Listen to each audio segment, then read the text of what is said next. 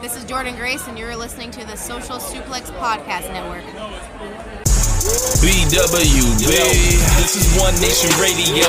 You better get it right.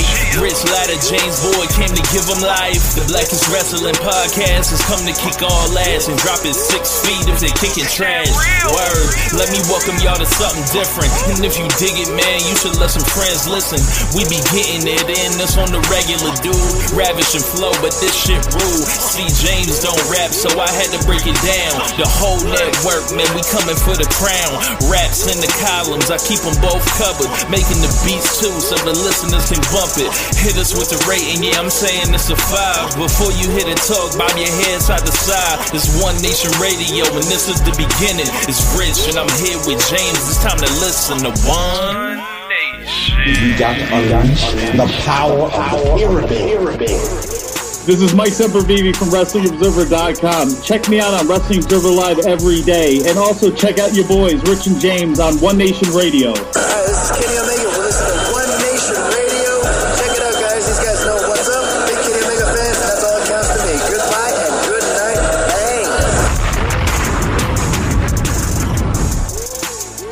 Bang. Hey, folks. Welcome to this midweek edition of One Nation Radio. I'm James Boyd, and here with me I have Rich Latta. What's going on, man? The real has returned early. Yes, early. Yes, we had to, we had a lot of stuff that we were set to do and talk about, and then like we may say, hey, let's spend 2 hours talking about the Wrestling Observer Awards of 2023, and it was still a fun show. We had something to talk about. I think we kind of aired some grievances from the weekend, during some of the awards, but there's still some time to give people the business and everything. Yeah. So, and there was some stuff also to praise. It ain't just all bad. It ain't just all, dark clouds. There's going to be some sunshine, some rainbows, that kind of thing. I think that mostly be directed towards AEW and this build towards Revolution. But we'll see where we wind up. We'll see where we wind up. How about that? So, Rich, where do you want to start? Well, I'm happy the message that has gotten the tunnel talk that I have heard. They will be watching Rocky. So I just hope y'all enjoy the film. You can check out some of the sequels and all that. They progressively get funnier and more outlandish, and then hopefully you make it up to the Creed series, because then it really takes the fuck off. Then so should we warn them about? No, nothing. You don't think they would appreciate the warning? Nope. You don't think they'd be like, why the fuck would people like this? And it'd be like, it came out in 76. I know. It's crazy. That would, if they remake that movie, that would never fucking happen.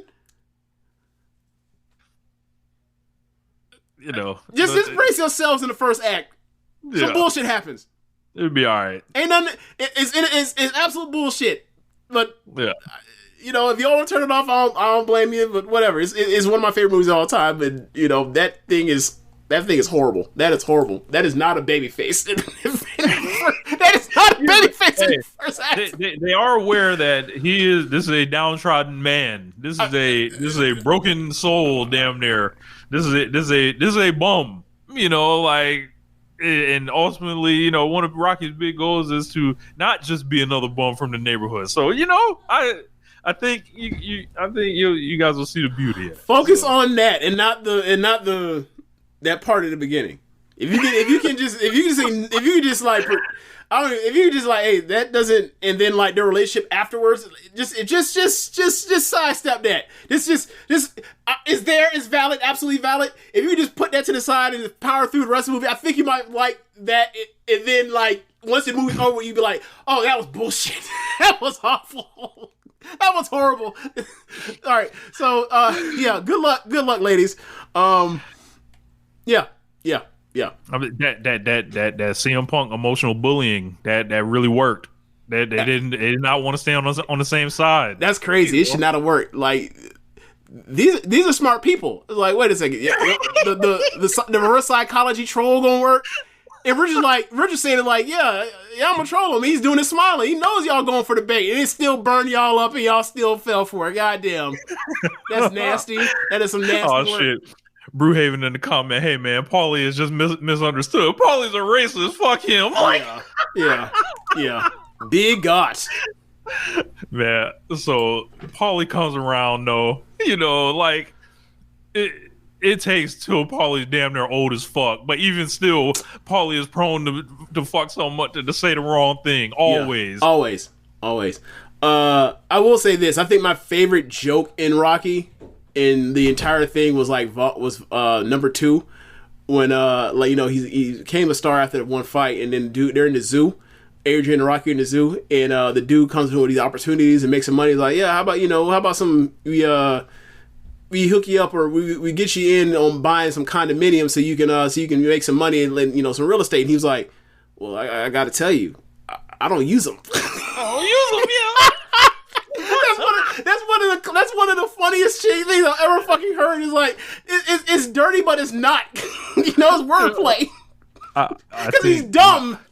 Right got a heart of gold, but he's dumb. Yes. I think just specifically Paulie, one of my favorite things is the beginning of Rocky 3, where he's just he's driven crazy with rage. He thinks Rock forgot about him and all that. He fucking tears up that arcade, and then Rocky's got to come basically save his dumb ass. Yeah, and then he gets a bright idea in the garage. He's like, I'm gonna try my luck 1-on-1 with the world heavyweight champion myself, and then he can't fucking hit him. Right. Well, since we talking about Rocky 3, this is now when I give you my Rocky to give the world my Rocky 2 through Rocky 3 theory. Conspiracy theory. Sure. All right. Spoiler alerts for those that have not watched Rocky 1, 2, or 3. So this is sick, by the way. So if you binge watch all 3 in a row, you'd be like, hold on, bro, what the fuck going on? So obviously the relationship, Adrian and Rocky's relationship starts in Rocky 1. And then Mick starts training Rocky in Rocky 1, and Mickey is not fond of Adrian. It's more like he's more or less alluding to saying like she's weakening your knees, Rock. You can't be doing this, right?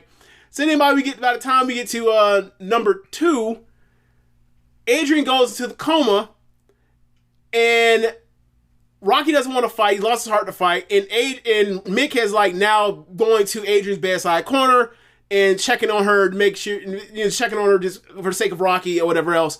And then Adrian comes out the coma, tells Rocky to go win. Obviously, he wins. Let her train you.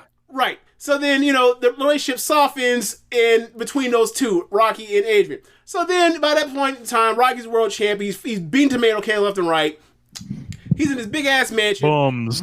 Obviously, Adrian and Rocky are already married by that point. They're living in that big old mansion, and Mickey has quarters. It has trainers' quarters, if you will, in the mansion. So there's a point in time where all of a sudden you see Rocky I think he was messing with a robot he was training or whatever else for a tomato can, and all of a sudden he sends for one of them or both of them, and they both come down, and they're both disheveled, and they're getting themselves together. They're coming down the staircase, and Mickey's moving his tucking in his pants, and Adrian's fiddling with her hair or her lapel or whatever else. I was like, wait a second, what? So then, next thing you know, in the middle of the movie or towards the end of the first act, Rocky, Mick has a heart attack, or he basically dies, and Adrian stays behind with him instead of go into the fight against Clubber Lang. With all this stuff going on in Rocky's mind when there's still Paulie there and everything, and so I'm like, hey man, was there an affair there? Was Mick and Adrian knocking boots this whole time, and she decided to stay behind with the side piece because he finna go to the upper room? I was always like, when you watch it in the binge, you're like, wait a second, this is weird, how the relationship has evolved, and then they're weirdly close, and then all of a sudden at Rock's time of need, she stays with the trainer to die. Hold on, before you move on, hold on. Was Mick actually the love of Adrian's life? Tony Todd's gonna watch all 3 of these movies after this. I gave them what they talking about. They want the romance and all that. Yes. You left one part of your conspiracy theory out. I've heard this many times. I'm shocked you left this out. What did I leave out? When Rocky and Adrian got married, when Adrian was side what she was sitting on. Oh, that's right. Mickey was sitting on Adrian's side. Yeah. Yeah, I forgot about that part. Yeah, that too. Yeah.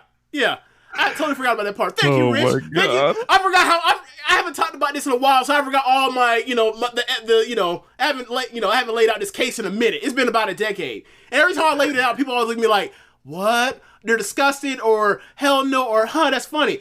It's never like they don't ever see my props for being right. They'll never agree, right? They'll never agree. Look, all the conspiracy theories and bullshit I've had to hear from you and Josh Smith from Keepin It Strong Style over these years, and I've had to just I'm not quite getting this one. Yeah. Enjoy. It's hilarious. All this time, Rocky world champion, and Mick was one that was beating out the frame. All right, let's move on.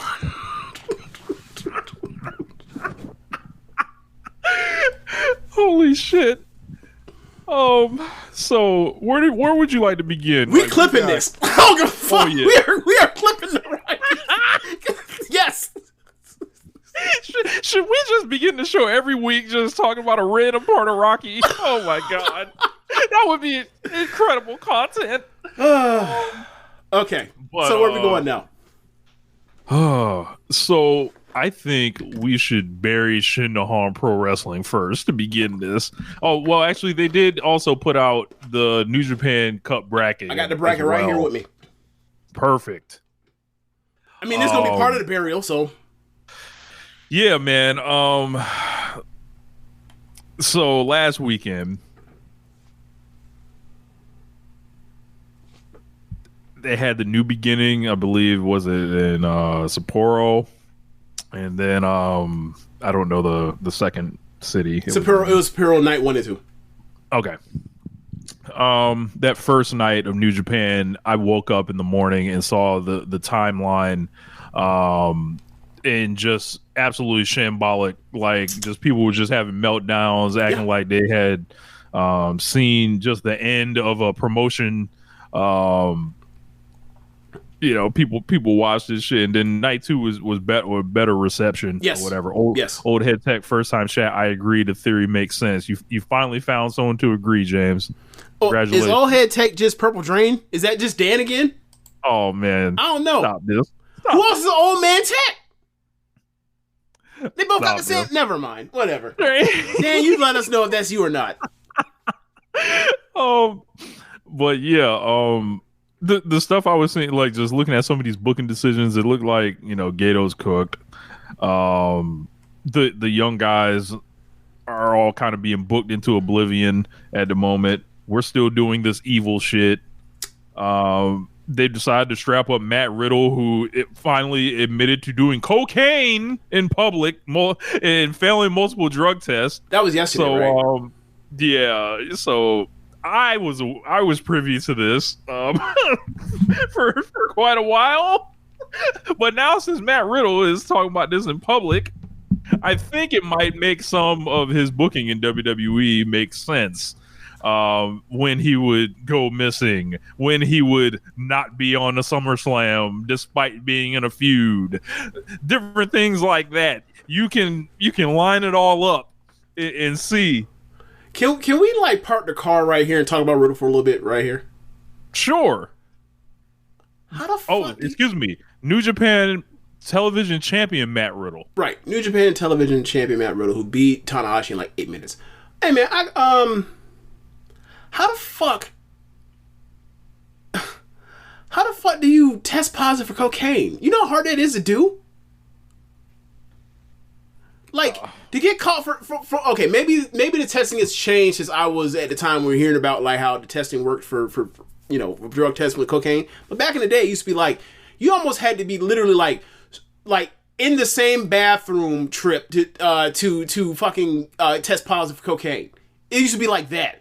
So for him to test positive for cocaine not once but twice that sounds like that man was treating his nose all the goddamn time. Like he failed. Man. Like he failed a intelligence test. Yeah. So Matt Riddle, like, I don't know why you would admit this, but maybe he's like, yeah, man, I gotta put it all out there to, to be free. No one can hold anything over my head. There's plenty of other things. If there's other things he'd like to confess, I'm sure there are a few things that we all have heard about him that he come to the table with it. And also, like, shout out to him for talking about failing drug tests in America while he has his Japanese wrestling promotion belt in the fucking shot. He had the belt with him. Like, is there's one thing we know has about? Somebody played this for Hiroshi Tanahashi yet? Yeah. If there's one thing we know about Japan, they don't fuck around with drugs. People have been fired from New Japan for getting caught with weed.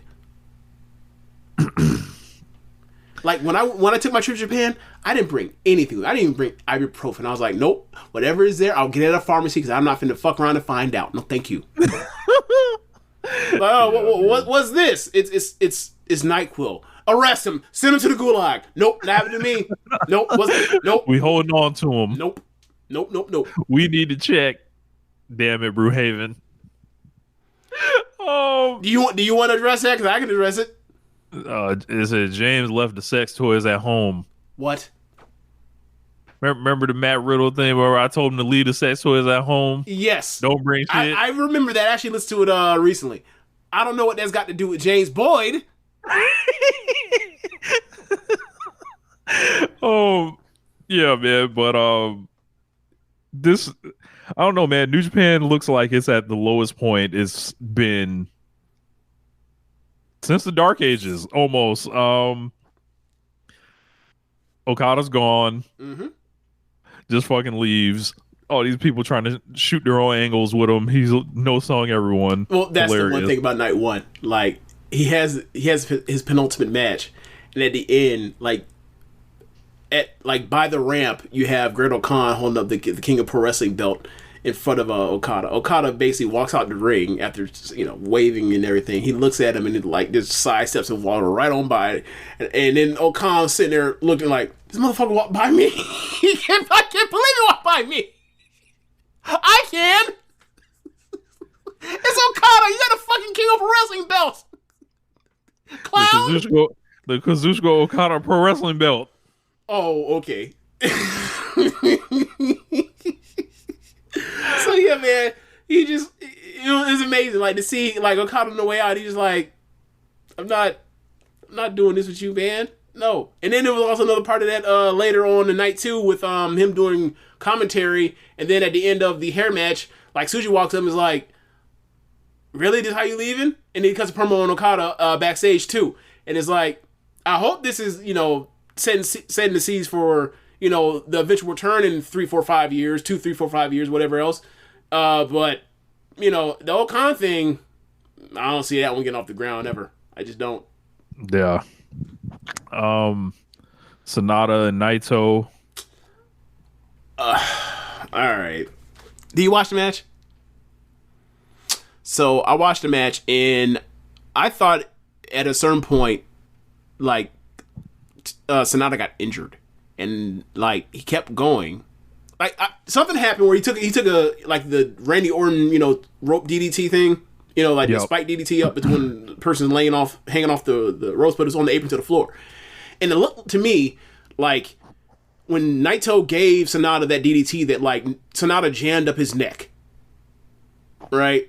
So I was thinking oh yeah, it looks like maybe he has a stinger, whatever. It looked bad. It looked bad. So they're wrestling and it's going on and everything, and then all of a sudden towards the closing stretch, they're doing reversals and everything, and then every time they're doing reversals, they stop while they're in holes with each other, almost like they're both locked up, they're about to battle for a suplex, vertical suplex, and they just stop. And the time goes by. And then they do something else, they move to the next reversals, and then they get stopped again. And the pauses I'm giving you is how long they were waiting between moves. And I was like, this isn't like they're struggling. They're just they're trying to get to the next spot, but it's almost like they keep forgetting what the next spot is. And I'm like, this is bad. And it just fell apart. It just fell apart. And I was like, yo, this wasn't worth it. Naito outclassed him again at the beginning, kicked his ass thoroughly throughout the match, and then put him away. And what the fuck was this for? Do a rematch after the Dome? I don't get it, but you know, it ain't for me to understand. It's for Gator to understand. And nah, man, not good. No bueno. This was, you know, that was the main event. It was bad. So after the match, Naito calls out Okada. It calls him out because he's at ringside, and then he does like he tries to give him the bump, the fist bump thing, you know, holding the fist in the air. So Okada goes for it, and then Naito starts beating on Okada, and then it turns into Irish whip into the ropes, reversed, and then Okada's going to give him the drop kick, and then Naito hit the brakes on the ropes, and then there was I think another cross up, and then Naito did the flip into the, you know, the layout on, you know, with the fist up, which is my backdrop right now. So that was like the closing picture of those two together. Just like that's the end. That's the end for now. But Okada will be back to pack him up in a few years. Yeah. Yeah. I don't know, man. Sounds like a dead promotion, man. Like, I mean, all right. So here we go, right? So, Rich, that match we described, the IWGP World Heavyweight Title match, the rematch. It's a whopping 5.91 on Cage Match right now. Yikes. Evil level. It went 24 minutes. Bro, like, I'm telling you, the way you need to watch just to see how long the stops are between everything they do, because it's like, you're just, you know, like, me, what is happening? What's going on? You know me, I'll watch a bad match for the perverse nature of it. Right, but you need to watch because you're like, bro, I've never seen, you know, you say what you want to about Sonata. Sonata's a competent wrestler. It's like, is he injured? Is he concussed? Did they forget their spots? Like, they just look lost out there. I've never really seen either one of them look necessarily lost in the ring. You know, it was weird, really weird. No, that's just Sonata's face. Like, so I guess we go down the card from that. The hair versus hair match. Yota Tsuji versus Yu Uemura. They wrestled this match like it was a regular old fucking match. There was no heat to it, no passion, no desperation for one or the other not to lose their hair. As the match continues to go on. Another weird thing about it, it went 28-20. There's a 30-minute time limit on it, and like as the time goes, the women in the crowd are getting more and more desperate and more like loud over, you know, whichever one of their hunks is, you know, they're rooting for not to lose their hair. But like the match just stays at this level and it doesn't really move, and it's like it feels like, I don't know, a few years ago, like a singles match on a Road 2 show and started on the third match. Except it went 28 minutes. And it was like, do they not like, there was no sense of urgency for either one of them. And it was really weird. And like, Uemura, like, you know, we were just talking about Sonata. Uemura might have that Sonatism where he's like, that's just what he is. That's just what he is. Like, obviously very talented, athletic, all that stuff, but like, he don't have, like, low, grab like, you. High floor, low ceiling. And then like just doesn't know that he needs to put more emotion into it. Tsuji, he was fine, but it's like if he was in there with somebody that it was almost like the blind leading the blind because of their lack of inexperience. Like they both know what to do, they're both capable, like I said, but like they don't have the experience of like how do I further illustrate like what's happening in the ring as far as like the story I'm trying to tell, or do we even know what we're really doing? Like, do we really want to do this? It was just weird to see like a hair match. You know, like we've seen hair match in New Japan. Like what was it, Wrestle Kingdom 11 when it was Goto versus Suzuki? Yeah, we've seen hair matches. Like it's not just a, you know, if it's a women's match it means so much more or whatever else in Japan. Like nah, we've seen good ass hair matches with men, and like. For those two that are like two of the heartthrobs, the up and coming heartthrobs, young dudes, handsome, stereotypically handsome, in shape, all that kind of stuff, just didn't work the way you would have wanted to. So unfortunate, but you know, whatever. We'll see in a year and a two, whatever else. It looks like you know. This class is going to take longer than we expected it to. And like some just push them immediately and let's just and have them just start like that. The Musketeers thing or whatever else. It's marketing. They ain't there yet. Maybe they will be in a year or two, but they ain't there right now. New Japan Cup, we got that bracket. Yep, we got the bracket. So on the left side of the bracket, you have Sonata versus Yoshihashi. Should be a good match. I'm sorry. Sonata has the bye. In the first round is Yoshihashi versus Kenta. Yikes. Yeah. If there's Noah, I feel more confident. Somebody that gives a fuck versus somebody that don't. Right. So Sonata has the bye. The bottom half of the top left side of the bracket is Jack Perry versus Shota Umino. Big match. Yeah, big match. Two dudes. This one is expected one to be maybe the best opening round match, maybe, but it's definitely gonna be up there.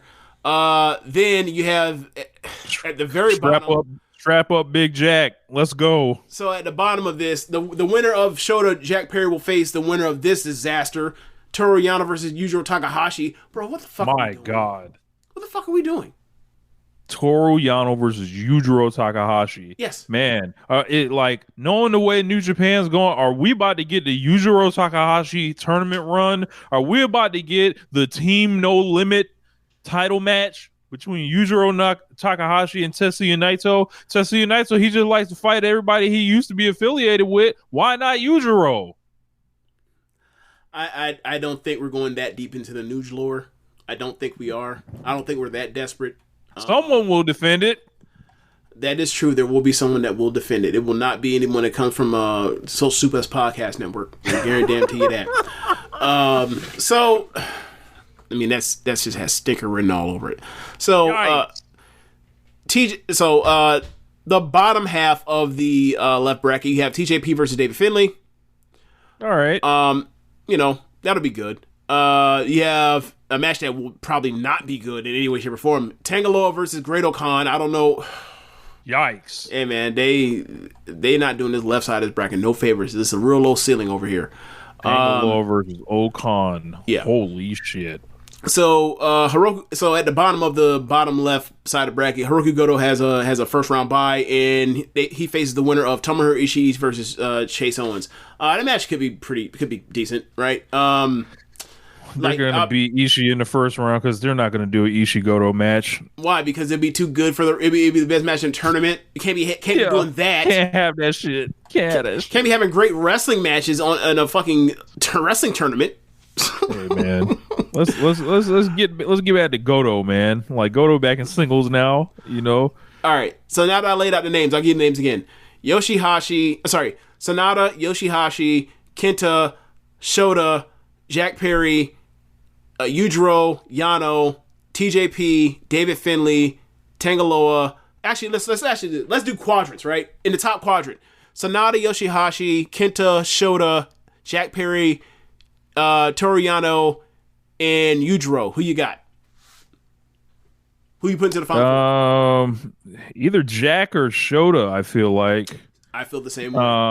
I feel like Jack Perry is going to win and get to. I could easily make the case for Jack Perry.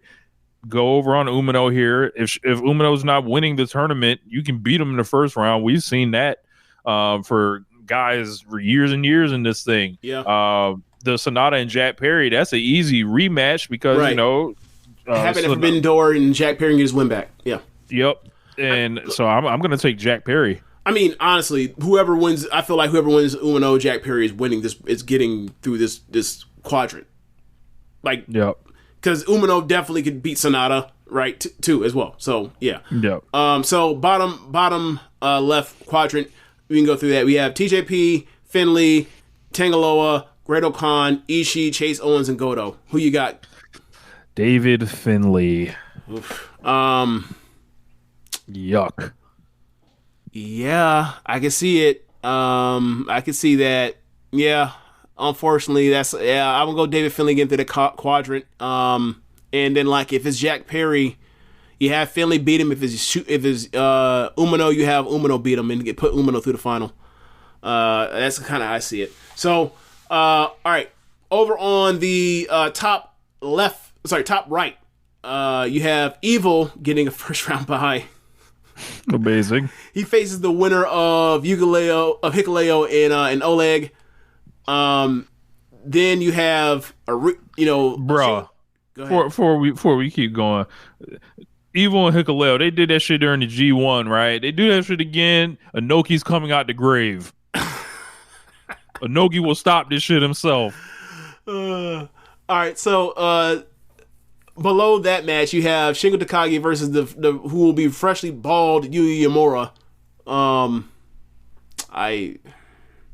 I still don't understand why they have why they decided to do this match at this point in the stage in the game. Like, I guess they needed a main event for one of these nights. But it didn't main event. It was some main event. And it was Sapporo. Never mind. Yeah, so I don't know. Whatever. Gonna be real great when Shingo goes home round one. Yeah, that's gonna be real sick. Well, they are in the middle of down cycling. He just lost to he just lost to Taichi in New Japan. And also, like, shout out to Taichi and Shingo Takagi carrying on from their King of Pro Wrestling feud that was actually fucking awesome. And like when I heard that a regular match and it was fucking awesome. And it's like, hey, maybe, just maybe, here's a thought. How about we push those guys at the top? Just thought. They're already over. They're nice stop gaps. They can go out and have great matches and be in title matches or whatever else. You could put either one of them in and get the title fits against Naito, and it will work. It'll be successful. You would think. Yeah, like let's not do this. James, refresh, turn your camera off and turn it back on because like I reset you because you froze. Okay. But we have Callum Newman and Gabe Kidd, kind of more fallout from that cage match. Okay, you're good now. I can see. Yeah. Nope. I think you're froze, but a little bit better again? than Really. Yeah, I don't know why. But Callum Newman and Gabe Kidd. I'm gonna take Gabe Kidd on that one. You're unfroze now. Okay, that's all right. All right, great. All right, so then then the bottom half of the right bracket, you have Yota Tsuji versus Jeff Cobb. That is a match. That's That's gonna be awesome. Yes, it should be awesome. Because Jeff Cobb knows what the fuck to do, and Yota Tsuji, if you're in there with someone who knows what the fuck to do, can go out and have a great match. El Phantasmo and Mikey Nichols. That should be very good as well. Yeah, ELP's time there. I kind of like this bottom group. Yeah, yeah. Then you have Taichi versus Ren Narita. And then the first round bye is Zack Sabre Jr., who will face Taichi or Ren Narita. And after watching New Beginning, I was thinking to myself, like, why can't they just do Sabre versus Taichi in the final? Mm-hmm. This side, let's do it in the second round, seemingly. So, yeah, like, I don't think you have Taichi beat Shingo if he's going to just lose to Ren Narita. Unless they're about to start, like, just 5 guys versus House of Torture. And if so, fuck. We just got a tweet from Mercedes Monet addressing Julia. She said, you standing on big business or you just standing around? You know where to find me. After basically saying, Julia saying she's going to keep this shit and she's going to look for Mercedes. So maybe we'll all actually get the match. I don't know where, though. If it's at big business, that would be pretty fun. They what do you need to announce that ahead of time instead of 2 weeks from now? We only also Julia has to defend that belt on what, like 3 days before, like it against Stephanie Vaquer, right? Yeah, Valkyrie, yeah. And presumably she's losing that belt to Stephanie Valkyrie because like people have speculated that they want her to be the champion eventually. So we'll see. It's like if they want to do that match, it's like I don't know how you. Well, no, because her contract's out. Her contract ends at the end of March. So I guess they could do that. on AEW. They had to push the button on that real quick. Yeah, they have to bring her in. They have to do big business, and then like book the match for like the end of the month. That seems like that makes more sense. Let's go. Taichi and Ren Narita, I think this has House of Torture shenanigans, and Taichi is going home in round 1. I don't want to see that, because the main reason I want to see it, because like if you do that, that kind of makes me think you're gonna do just 5 guys versus House of Torture. I don't want to see that shit. And then again, like, what do I want to see out of House of Torture? So like everything's out. I don't think there's a single like. I ain't trying to see good wrestlers against them. I definitely ain't trying to see sorry wrestlers against them. Yeah. So, all right, let's to recap on the right side. Top quadrant: Evil, Hikuleo, Oleg, Shingo, Uemura, Callan Newman, Gabe Kidd, Suji. I'm sorry, I forgot that. Stop at Gabe Kidd. So, Evil, Hikuleo, Oleg, Shingo, Uemura, Newman, and Kidd. Evil. Fuck, man. This is nasty. I know. Yeah, they're gonna have Evil beat Shingo or some shit like that, and then get to the quadrant. Yeah, I can see that. Fuck, that's nasty. All right. Bottom right quadrant. Zach. Yeah, like I look at that and I'm like, Saber's gonna go through all of them. Yeah, it seems like we all are kind of in agreement here. Like, we got Finley in one quadrant getting through, Evil in one quadrant getting through, Saber getting through in one quadrant, and then the other one up for grabs, like either Shota or Jack Perry. Right. I mean, I'd either have Shota or Jack Perry win this shit, or have Saber like win this shit and then go to Sakura Genesis and beat and win the title. But we'll see. They may not be doing that. Like, I think Naito needs to have the belt and actually have the shit for most of the year and stop these short fucking reigns that keep making people want to buy into him chasing the title all fucking again, be a fucking champion and carry the company, because you're all they got right now. Like, drop that shit at Dominion and quit playing. Yeah. So that's kind of where I'm on it. Like, let Shota go through. Well, then again, if you put Shota through, like, you beat Shota, like, goddamn, he'd be 0-6 in the title challenges. They have made him jungle. They have made him jungle Kiona. Goddamn. They have Roki Goto this man. Yeah. Well, we should jump over to AEW Revolution, I think. Yeah. All right. AEW Revolution. The card is stiked. All right, let's get all this bullshit on my screen. New Japan, go away. All right. It's Elimination Chamber. My bad. AEW Revolution. Man. One of the best built cards in the history of the company, I think. One of the best cards on paper in the history of the company. I think this has been possibly my favorite AEW pay-per-view, like, historically. Okay. It's just everything kind of takes me back to the match that happened actually 4 years ago today. Kenny and Hangman versus the Bucks, and here we are right on, 4 years later. The Bucks are back kind of, in a tag team, a huge tag team title match. And it isn't necessarily so much about the belts, but it's Sting's final match. Darby Allin and Sting taking on the Young Bucks to headline this thing. We obviously saw Sting come from the rafters one last time, maybe, on Dynamite this week. Great angle to set this whole thing up. Bucks kind of turned around, fell for the trap. First tag team main event. They're doing it in Greensboro, North Carolina. The Young Bucks have been the perfect foils this whole time.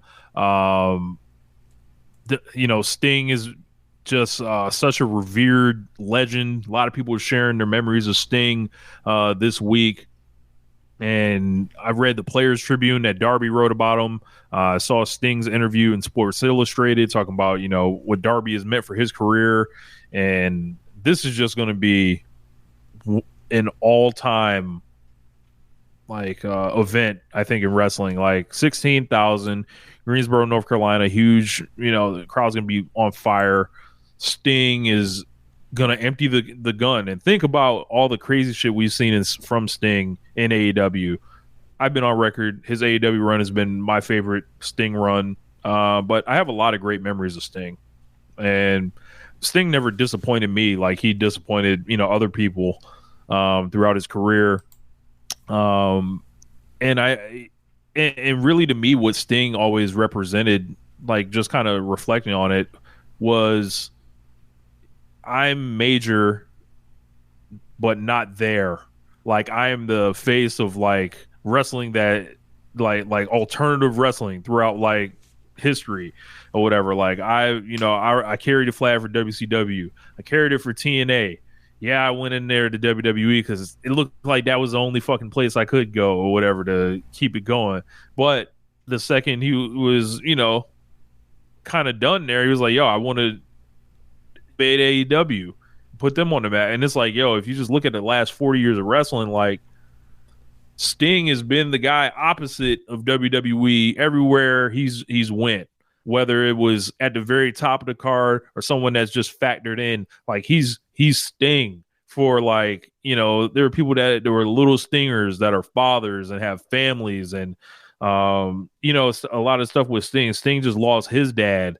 Like I just lost my dad. And then like that last promo he did, talking about it. And it was just so much of like an appreciation for Sting, and he's in the best hands possible, I think, for this. Darby Allin's going to fucking like lose his mind on this show, do everything. Sting's going to lose his mind, and the Bucks are going to come, ready, essentially.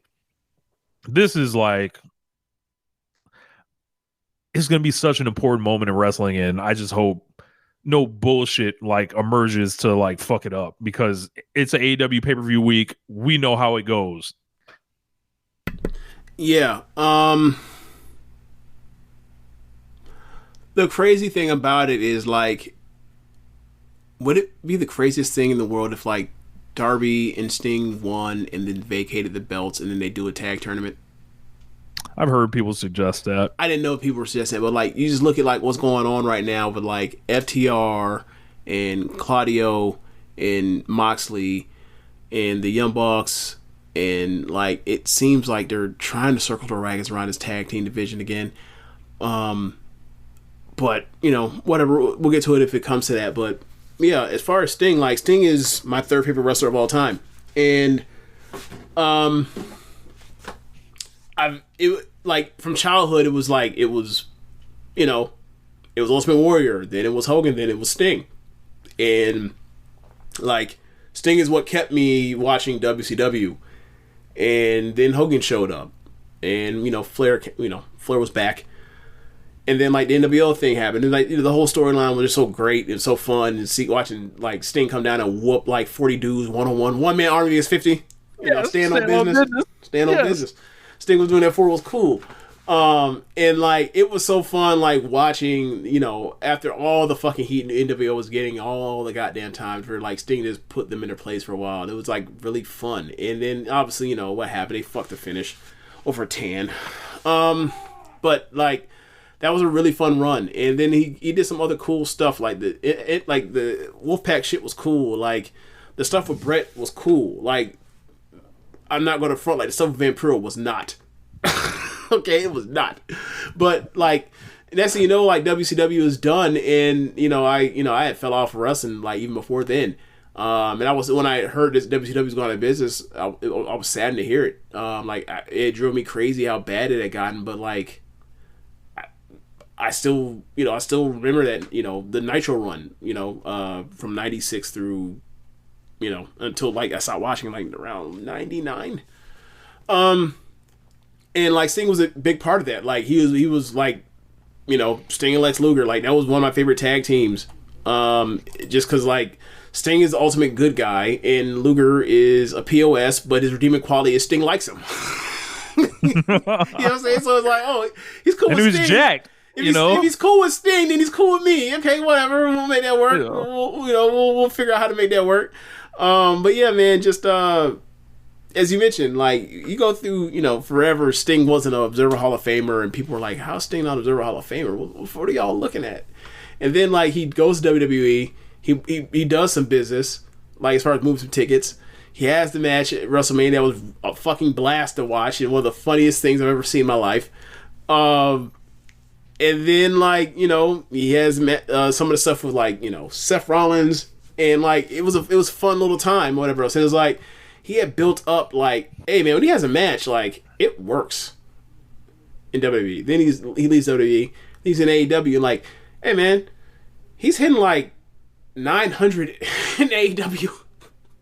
As far as his hit rate for matches, it's like, this dude, since, like, 2015, in his age, like, 53 to now 63, like, years, is, like, had, like, one of the better batting averages in the world for match per match. Is like, yeah, he's a former Hall of Famer, and he kind of always was one. It just, he's around incompetence and shenanigans, and he wasn't, cutthroat enough. He was too good of a guy to be in this business to, even get to the level he got to. So, like, I think one of my favorite moments with Sting is, like, when he went in for the WWE Hall of Fame, and, like, I didn't know much about his personal life, but, like, to see him with his wife at the time, and it's like his wife was, like, age appropriate as opposed to being, like, he's around Ric Flair a lot and seeing, like, some 20 years his junior or whatever else, some ridiculous shit. It was like, yeah, man, this man appeared to be living right. Obviously, he's probably on gas, but whatever. PEDs, I don't care about PEDs. So, yeah, I just think he's been, like, one of the nice guys in the industry, and, like, did business in times where he probably shouldn't have, and, whatever. Like, I think that's the reason why people like Sting. He comes off as an actual good guy. So, yeah, it's going to be sad to see him go, but, like, he's done a lot of cool shit, and I never would have thought that, like, when he showed at AEW, like, I was going to be able to, like, kind of relive my childhood in that way, and then, like, get the best run of Sting, probably, outside of, him not wrestling matches, him just beating up NWO. So it's been real fun to kind of get that back. You get older, the kind of things you enjoy, like, you lose that stuff, and obviously memory fades and all that kind of stuff. But, like, to see him back and still be able to do this kind of stuff, like, it's been fun. It's been really fun. Yeah. Big match for Darby Allin, quietly stacking up main events for pay-per-views. The Young Bucks, I think they've played their roles to perfection. And this is the alley-oop. So, like, we know that those guys want to be, in the main event of a show for a long time. So, Sting's retirement match, I can't, think, they're going to have Flair there too. So I hope they pull out all the stops. Like, I'm talking about, they need to do a post-match ceremony regardless of the result. They got to really just make this thing like bring the whole roster out, like, whatever the fuck you got to do. Bring the heels out. Bring the heels out, everybody. Yeah, bring Miro out to cheer for Sting. Yeah. Yeah. Can we get a video package from Andrade via WWE so he can call him Mr. Sting one last time? Mr. Sting, yes. Like, honestly, like, WWE should, like, contribute to this moment somehow, but they're not. They're not. And look, they've already put him into their Hall of Fame. Yeah. That's their excuse. Like, you'd be like, look, man, he's already in our Hall of Fame. We've already given him the biggest honor we possibly could give him. Yeah. Can you send some video footage over that you own the WCW? Oh, no, fuck you. Oh, you hung up? Oh, damn. They hung up on us. Assholes. Yep. But yeah, man. I just Brew Haven said the Magnum TA will be there. That's cool. Yeah, that's cool. Yeah, don't bring his stepdaughter. Don't do that. Don't do that. I'm gonna pick her on camera. I'm gonna pick the Bucks, but that's smart money. That's smart money. Yeah. So, let's go to singles match for the international championship. Hold on, before we move on. Look at Brew Haven's second to last message. So Madam TA will witness Ospreay and Takeshita. Imagine that'll make him stand up. Oh my god, bro. He's not in a wheelchair. I don't think he is. I could have sworn, wasn't he in a wheelchair? I don't know. I could have sworn he was in a wheelchair. Oh no. That's why. That's the joke. God damn it. God damn it. AEW International. Brewhaven might need his own podcast. He be saying wild shit. This man be wildin'. I imagine there are people that listen to the show that like don't get in the chat, and then sometimes when we read these comments off, like you guys have gotten over with an audience that you don't know about, even that are in the Twitch comments. Y'all wild. But yeah, man. Orange Cassidy versus Roderick Strong. This is like the longest build up for like an international title match I've ever seen. Like the crazy part is like.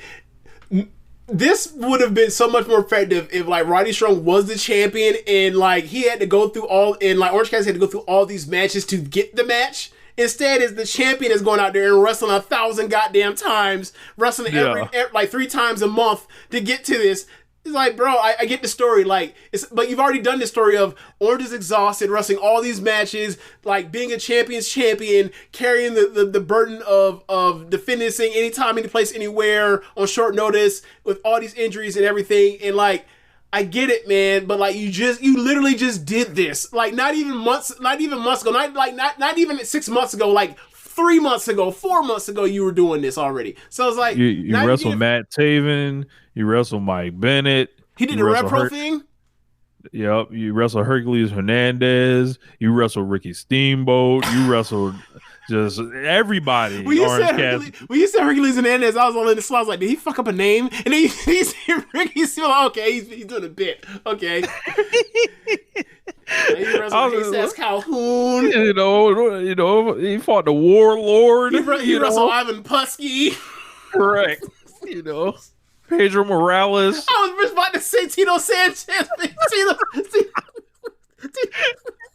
Tito Santana. He say fucking Pedro Orange Morales. Cassidy faced Lagoon. Oh my god. He faced a Sultan too. Jesus. Yeah, IRS, all of them. Yeah. All the stars. He's fought them all. Yeah. Oh. Title's changing here. This is the end of the road. Yeah. Word to the boys. Like, this is the end of the road. And hopefully it's the end of the geek shit that that Roger Strong's been doing. He goes go back to being one of the best fucking wrestlers in the world. And because that's what's being lost in his fucking gimmick, is that dude's a killer in the ring. And I'm just hope it's over and we can have this run, and please don't let it be a long run, because all we've had with this belt has been either short runs or long runs. Can we get like a 3-month run and move on? Or a 2-month run? Or drop that shit in an exciting style. So yeah. Yeah. 3-way match for because it's them, but I'm over the story. Yeah. I think it's gonna be great, but Roddy's winning that bitch. He should. 3-way match for the AEW World Title: Samoa Joe versus Hangman Adam Page and Swerve Strickland. So 3-way match. 3 ways are tough. These are all awesome guys. They had the angle Wednesday where Hangman pulled the switcheroo, thought he wasn't in it, then he cocked that bitch back, broke the crutch on Swerve in his body. Joe's throwing his insults in there. Swerve was throwing his insults back at Swerve, or Swerve was throwing his insults back at Joe. Excuse me. The double turn has been completed. Yeah, and you know this Hangman Page guy is an absolute liar. So you know, I think it's kind of clear like which way this is headed now. So you know, a couple weeks ago I was on the show, and just seeing how this has all been, you know, kind of, you know, just drawing my my shit together. This feels like Hangman Page is going to factor into this finish. I feel like this is, you know, the scenario that, you know, I presented a couple weeks ago. I feel like that's in play. Like, I feel like this is like, yeah, man, I'm going to, like, it may not be some on purpose thing, but I am not convinced that Joe's losing here. I'm going to take, like, if you would have asked me a month ago, I would have been like, Swerve's time, easy on this. but I feel like there's more going on that needs to happen before Switch. I think the way Hangman's been in there tells me Hangman is a part of the finish and Swerve is not. Okay. And I think that this is going to be a great match. Yeah. But I think this night is about Sting. Okay. I mean, that makes sense. He drew the house. Yeah. And I think that the last couple weeks, everything has kind of been done for a reason, which I think all these things will kind of come to light. Okay. I don't know. Not necessarily like, because obviously Hangman did the injury angle. There's a reason all that was done. Not at liberty to discuss that, but I think that people should keep their eyes open on all this stuff. So, okay. But I'm anticipating a great match, and Same. It's really cool. Swerve has come this far. I debuted at this event 2 years ago, wasn't on it last year, and is in the world title match here. And I think this is a testament to the work that he's done to get himself to this level. This is a testament to what other people are not doing in the company. Yeah. Who would rather not learn, I feel like the blueprint, if you want to get over in AEW, is real fucking basic. And there are so many things that one could do to get on Tony Khan's good side. But one thing that Tony Khan has dealt with is getting people to do jobs. So if you know this, right, if you're a professional wrestler, right, and you're someone that's looking for opportunity, that is, whether you're coming in from WWE, whether you're coming in, from wherever you're coming in from, how do you make yourself valuable? All right, man, I know I can offer you something, Tony, that other people are not offering you right now. The ability to do clean losses and great matches. And I'll use that time to get myself over, because the more I'm on your screen, the more valuable I am. Mm-hmm. And that's something Swerve figured out, that you can just go down the list of people that did not figure this out somehow. Yeah.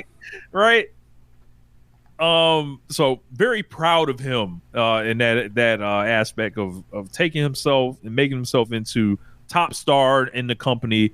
And his time is coming. It might be this weekend. It might not be. It might be, a few months from now. It might be, you never know when it's going to be. But, I think he's cemented. He's good. And, I think Hangman, look at him, what he's done on this thing. Hangman has been like the Sting of AEW. He's just like someone so many people are riding with and believe in. And this man has decided to be selfless here and take a dramatic risk kind of with his character in service of another guy, kind of. Yeah. It's crazy how that's working, because a couple years ago I was told he was an empty-headed dumb fuck. So, it's crazy. And then Samoa Joe's been better than I could have imagined. Right. As a champion at this stage in his career, it's all right, what does this guy really have left to offer? At the top level, right? You can just put a suit on and he'll just talk some shit, and it's all right, we're gonna ground this thing, because it was an erratic kind of feeling around the main event scene and the world title. He's like, I'm just gonna bring these meat and potatoes back. I'm gonna talk shit, hit people hard, and we're gonna just have good wrestling matches. So I anticipate these guys will probably have one of the best 3-ways we probably ever seen. And I think these guys are gonna have a point to prove too, because it's Sting's going on, Ospreay and Takeshita are in the ring, but we got this world title here too that that we are pulling out of the MJF fucking shit that we're saving now. So I think there's going to be a really big statement for this world title match. I can definitely see that. I don't have any worries for this match. Like, I think what match was it? There was a 3-way involving, was it Jay White and Swerve and Moxley, right? Yes. Yeah, like after seeing that match, like obviously my concern wasn't Swerve, it was more Moxley in the 3-way. But after seeing that match, it's like, oh, okay, they got that figured out. They got it figured out as far as how to handle a 3-way properly, to where people will be satisfied with it, more than satisfied, but over the moon about it. So for me, I was like, yeah, we're good here, we're absolutely good. So I think it's gonna be a great match, and I'm interested to see what the ending of it is and like where they go from here, because like I don't necessarily want this Hangman and Adam Page thing. I'm sorry, this Swerve and Adam Page thing to end yet. So yeah.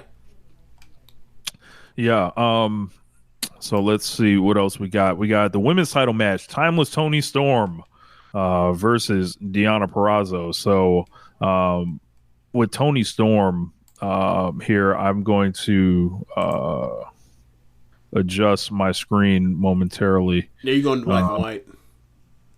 Yeah, so it's going to black and white. It's fucking so we got Toni Storm versus Deonna Purrazzo.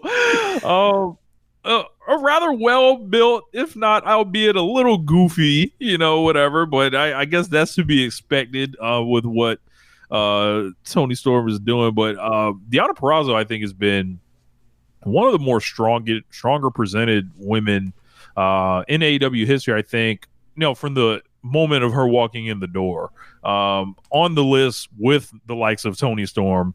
It's like they gave her time to have matches, even though they didn't give her the best opponents. Yeah. Like, you can look at that cage match, but like she still was like, working around it, kind of showing what she had to bring to the table. They let her talk, and then they let her like do segments with the champion. So it was like they put a lot of effort into this, and I think the reward will probably be an awesome title match here. I could go for a switch, but I think Tony's kind of she's too kind of dug in here, like as far as like she's kind of like cemented right now. So I'm going to take Tony to retain. Okay. I wouldn't mind if Tony won the match. I think this is like, I think Tony is starting to figure out how to make the matches work for her character as opposed to, make her character work for the match as opposed to make the match work for her character.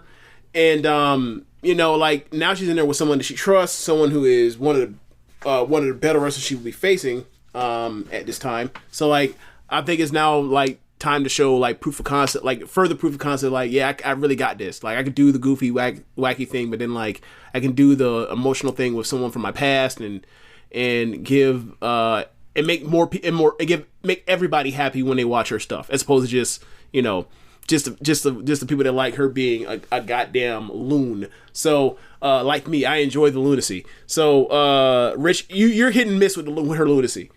So yeah, I get it. Sometimes that shit like goes like, I'd be like, all right, I don't know what the fuck she's talking about, but right, and that's understandable. So like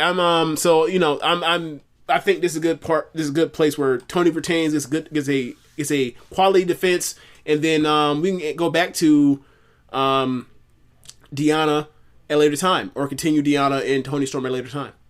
Yep. So I'll go back to the regular screen. That's funny, because I'm about to go to a different screen myself. So you going to black and white, I'm going to different backdrop. So up next we've got Eddie Kingston versus versus Bryan Danielson for the Continental Crown, and this thing has been built up amazingly. There's just so much like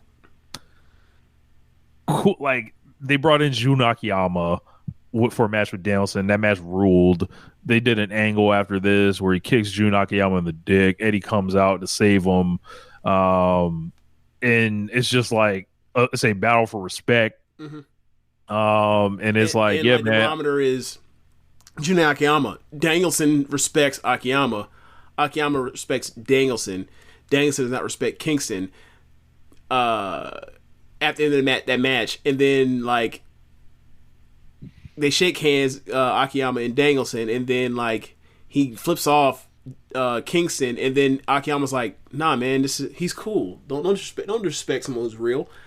And like Danielson's like, "Hey man, fuck you too." Kicks him super, and then Kingston's immediately on Danielson's ass, and then it leads to FTR coming out, which then leads to Claudio coming out, and then like it's just a huge fight.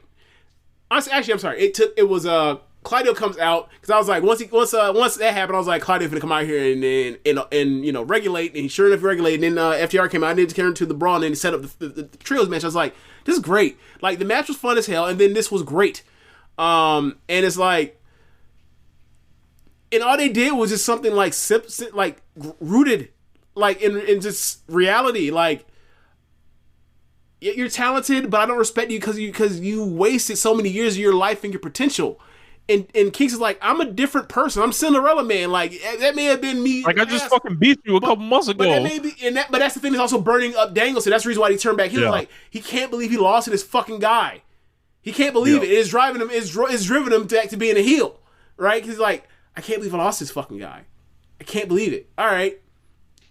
And then like, this guy that like, I've looked down upon and I actually don't like respect and I actually pity because like I see this potential in him, but he never looked to his potential. And now all of a sudden in year whatever, now he's reached his potential. Like maybe did he actually reach it? Say again? Like it's like is he actually reaching the potential? Am I wrong? Like that? I think these are all. That's what's pissing Danielson off. Is the part was like. I always saw it. He just never brought it, and now he's bringing it. And it's like, well, what the fuck? I'm the person that's busting my ass everywhere I've went, and now he's beating me. Yep. Yeah, I've been world champion. What the fuck am I? Yeah, I've been like a 5-time world champion, whatever else. But like this dude had it and then squandered it. You know what I'm saying? Like that has to piss someone like Danielson off in his character, obviously. So you know what I'm saying? Like, so that's why I like enjoy this thing. Like it's almost like Amadeus. Like Amadeus, you know what Amadeus is, right?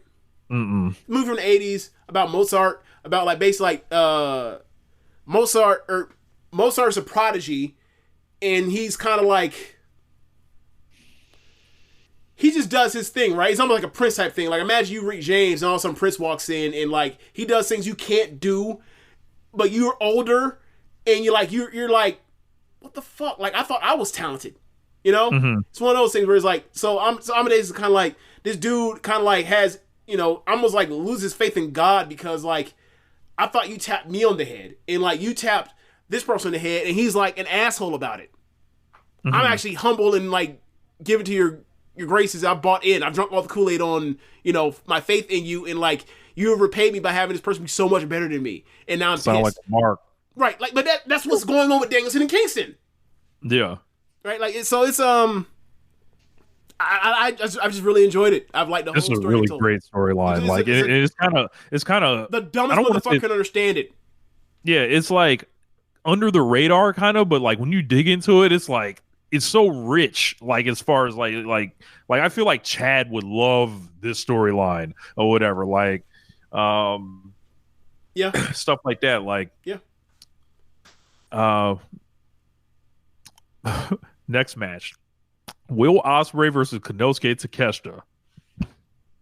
Send the stars. So Will Ospreay versus Konosuke Takeshita has been a dream match of mine. I have long said, I was like, yeah, man, the next, like, I'm looking at it like the Okada Omega of the next generation is right there. Like, like that's it. And boom, night one. Will came in. I love the way he came in. He came in. He's clearly a babyface. He's happy to be here. Crowd happy to have him. He's over in Huntsville, Alabama. Right. And he was like another one of these dudes is plotted their trade mostly in Japan, being over as fuck. I thought no one knew who these Americans these American fans, that aren't from major metropolitan areas didn't know who these people were. Don comes out there gets the heat, lots of it. And then, like, he kind of makes a mention of something like, talking about everything. And it's like Will kind of figures out. It was like, oh, you used me. Like, you only wanted to beat Kenny. You didn't care about me. So he's putting him in there with Takeshita. It's under the guise of the Don Callis family exhibition, blah, blah, blah. But, man, them two went face to face. And I was like, I already know what's about to happen.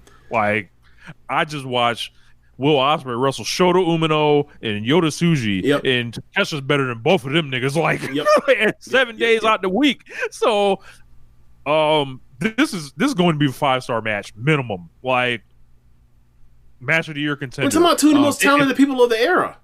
Like, they get time. Yeah, we're talking about a match of the year contender right here. Yeah, and I'm going to rejoice every minute I get to watch this. Takesha stepped to him and was like towering over him, and it was like he's at least 2 inches taller than Takesha, or Takesha's at least 2 inches taller than him. And like the thing about it is, like, I remember the first time I saw Takesha at the cyber fight thing, right? When he had that tag match where he was tagging with Yuki Ueno versus I think it was Uemura and Kaito Kiyomiya, and I was like, they say he's 6'2", he looks taller than 6'2", and then you see him next to Ospreay, and it's like he looks like he's fucking 6'4", and it's like, bro, what? Why are Zack Sabre Jr. and Takesha lying about their heights and the wrong way? You're supposed to embellish, not de-emphasize. Like, well, you think even to make you center all of a sudden? You think you KG? What are you doing? I met Takesha last August, and he was tall, man. Like, he was. I felt, I was looking up. I was like, I think he was like around your height. I'm or whatever. 6'4". Yeah, like, what the fuck is he doing? Yeah, like, so yeah, man. This is gonna be sensational. Like, I'm just so happy. I'm so happy. Like these are the matches that is like, yeah, man. They're not like nowhere else has these right now. They don't do these in New Japan right now. Not as of now. They're not doing this at WrestleMania. Like, unless Gunther is being allowed to go in there with the chains off. Yeah. Like, this is what we come for. Yeah. Match gonna be awesome. Yeah, like I'd be hard pressed to imagine this is the best match on the card. And if it isn't, then my God, we out of here, baby. I don't know what to expect other than greatness. Singles match for the TNT Championship: Christian Cage versus Daniel Garcia. This one could be really good too. Yeah, we know Christian comes to play on pay-per-view. We know Garcia has been getting over a little bit more from the Continental Classic, the beginning to right now. Like, he's been cutting great promos. He's been having awesome matches. The cage match stuff with FTR, the singles match he had with Adam Copeland. Now he's getting this title match. He went face to face with Christian. Told him, hey man, you gonna tell my dad? I'll put you with him. Like, and it was like, that. I was fucking with Garcia, man. Like, you want to make a statement, I think it would be good to give Daniel Garcia the belt here, and then that way when you go back to Copeland and Christian, you can get the belt away from it. Yeah, you can get the belt away from it. Yeah, because he already did that fucking cash-in thing with it too.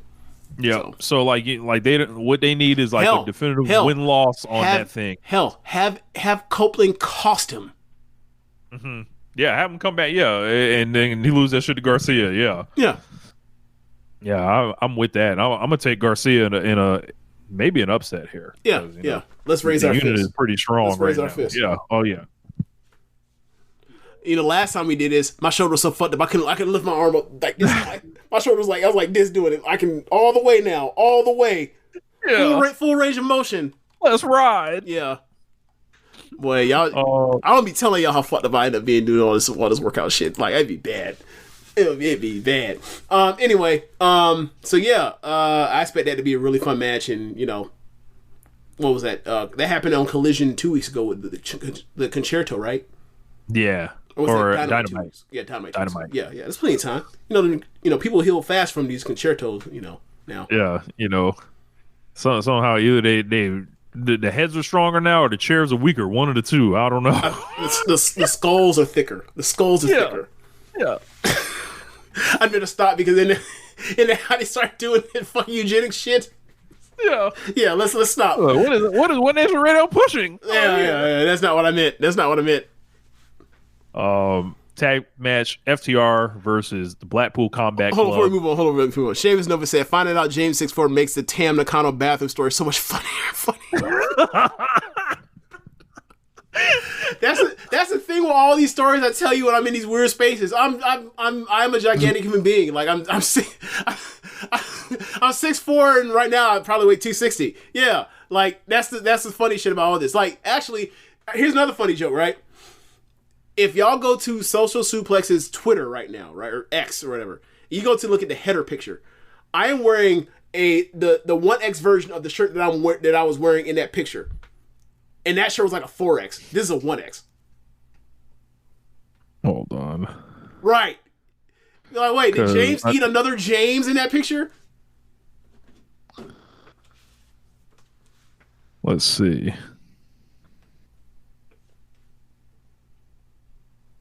Yeah, I see it. Yeah. So, anyway, she says Jesus James could be a wrestler. No, I'm 36. I cannot be a wrestler. No. So, moving on. We were getting what match are we about to get to? FTR versus BCC. Yes. Fresh off the Akiyama stuff, right?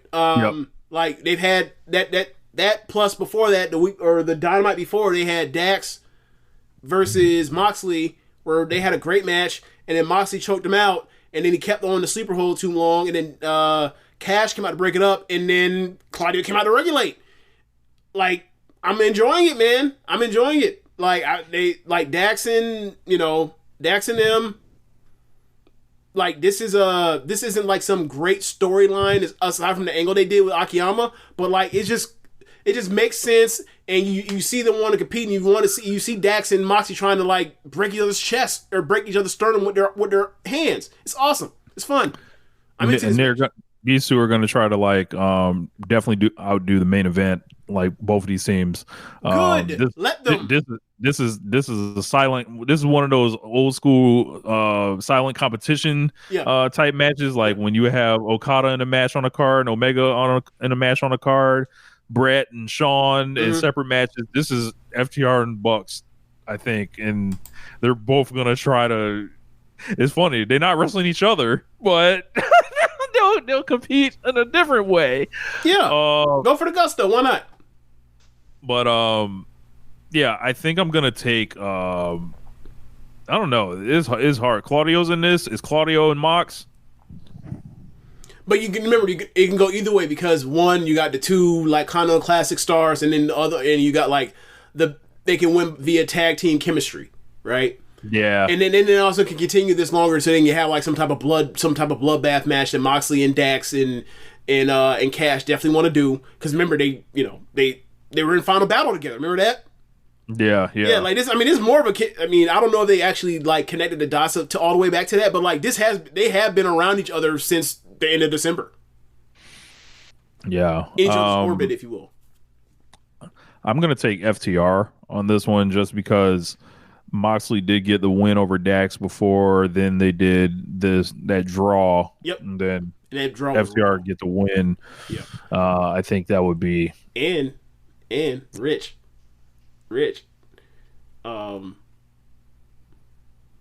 If FTR beats Moxley and Claudio, and the Young Bucks beat Darby and Sting in the main event, doesn't that mean that they will then have the match that was on the docket that got pushed back? You think the Young Bucks are going to lose the belts like a month after winning, or 2 months after winning them? No. Yeah. Always remember, what it is in the end, the Bucks will win. Yeah. Rich, is it time for me to pull up? It's time. Is it time to cash it in? Is it time for me to pull up the bleach? Pull it up. Yeah, I'll get on to making it now. I'll get on to making it out. But it's time. I mean, Cash got a gun charge. It's a perfect time to do a job before you go away. Oh, I didn't even think about that part. We'll set you up real nice. We'll have the BCC push you over. Oh man, that's crazy. And then, let's get them shoulders on the mat. I don't care how y'all want to do it. How y'all want to lose? Pick a Bret Hart finish. We'll do whatever one you want. It's nasty. Do you want to do SummerSlam 92? Y'all want to lose on the sunset flip? And then Matt and Nick just fall forward. Y'all want the Leo Burke finish? What y'all want? Y'all want the in the corner off the $1 Million Dream? Y'all want that one? Do y'all want the Bucks to act like they're gonna hit y'all with the bell? Then they throw it aside, and do y'all want a screw job? Even y'all could be in the sharpshooter. Tap it out real quick, however you want to do it. Just ring that fucking bell. I don't know what they want, but come get this job. Yeah, it is time. It is time.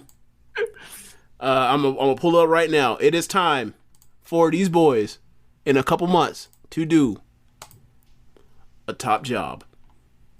That's right. Top guys. Yes. Top jobs. Top job. That's right. Amazing.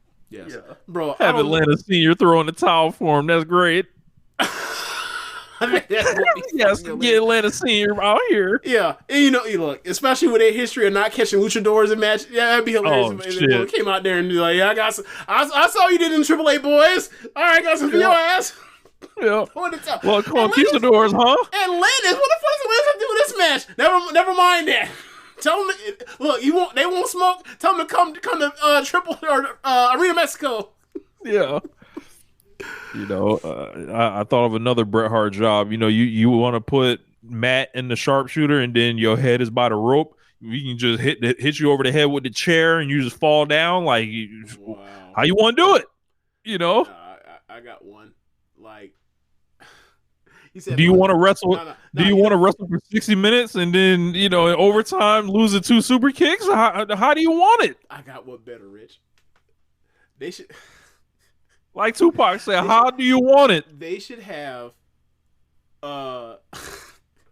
they should have Dax, in the bully choke from Moxley, and then. And then Dax's daughter convinces the wife to throw in the towel, and then it turns out that that's what the daughter wanted all along because he wants his ass to stop wrestling and come home. he can be pulling that bread knowing shit. Yes. Please, Mom, throw the towel. And then Dax's daughter runs away from the ring in celebration. Yes. Now, the one thing to make it better is you can't be having Moxley put him in the fucking submission for 5 fucking minutes nonstop.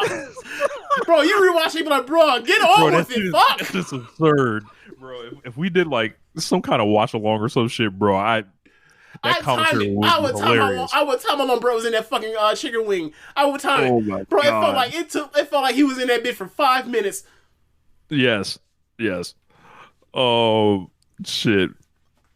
What else on this All-Star Scramble match? So no Meat Madness, unfortunately, but somehow strangely all the guys in Meat Madness that were named are in this match too. Yes, and the popular theory is that Chris Jericho politic to get himself into the pay-per-view because Chris Jericho needs to be on pay-per-view. I don't know how to handle this because there's information that I know through you that begs to differ. So but we can't really be doing that. So Jericho's have to eat that online anyway. Yeah. I can't save you, Jericho, from this one. But yeah, there was one match that was announced. Now there's a different match announced. Yep. With all the same people. Yep. With more people. Yeah. So it would seem to me that either I'll say it this way. It would seem to me that either Jericho lobbied to get added to this match, or somebody in the match didn't want to get pinned. or somebody in the match that whatever the vision was, it could not be executed. Tony Khan just for some reason could get this match booked, but couldn't get a finish in the ring. So he had to add people to it, or Jericho politics to get in. You one or the other. It could be either or. Man, I don't know, man. You got Chris Jericho versus Wardlow versus Powerhouse Hobbs versus Lance Archer versus Hook versus Brian Cage versus Magnus versus Dante Martin. So I guess that means Magnus won his match on Rampage. Believe so. Okay, because that was a qualifier. So like, I got spoiled. I won't watch Rampage when I'm fucking with you. You know I don't watch Rampage. I barely watch Collision. But yeah, All-Star thing, it's like, all right, I guess this is probably something we should. It's a party match. It's gonna be a blast. Yeah, it's an AEW party match. Unless you're gonna have the fucking devil come out of nowhere and pull out with goons and win pull down the fucking ship. It's gonna be a blast. Yeah, a lot of guys in here. They got Magnus and Dante Martin and Hook. Hook in the scramble match is kind of going to be funny. It's like, is he going to be trying to throw around Wardlow and Archer? Like, no. Dante Martin. It's time. It's time to dust off the jets. It's time to fly. I think Wardlow's going to win this. It'll make sense. Yes, it is number one in contenders match. Yes. So, where did the rankings go? Because it's been a couple weeks, and them hoes have disappeared. If y'all haven't noticed, I have a theory. But you know, we'll give us half the pay-per-view. Yeah, we'll see when the next time. Let's just put a pin in that. Yeah, see when the next time the rankings come out. There'll be someone that beats a bunch of people in one match to get the number one contendership thing anyway. So they'll have that match in their back pocket, and then we'll worry about that after that. So we'll have a couple weeks for this. I'm assuming they do I'm assuming number one contender gets their match in Big Business. Wouldn't that make sense? That you would think so. Yeah. Because, you do that, and then you could do, a promo segment in Atlanta or something, and then you got one more week for Big Business. So, seeing as how Wardlow's been, cutting these promos and, getting a lot of wins, it would make sense that it's him that wins. And also, also one of the three people that has a history with him that's in the title match. And it's like, do you want to do Jericho? No. Do you want to do Hook? Just did that. Yeah, that's true. They did. Lance Archer? That would be out of left field. Yeah. Magnus? No. I don't. Dante Martin? Yeah. Hobbs? If you do the Dante Martin thing, if you do the Dante Martin thing, it's more like you just kind of did that with Hook. Yeah. Obviously, so flying. He's a better wrestler than Hook. But you get my point. It's he's that's the old Jungle Boy Jericho title shot type of thing. Yeah. This got Wardlow written all over for me. So okay. I mean, he cut a killer promo the other week. This isn't wrestling. This is war. Yeah.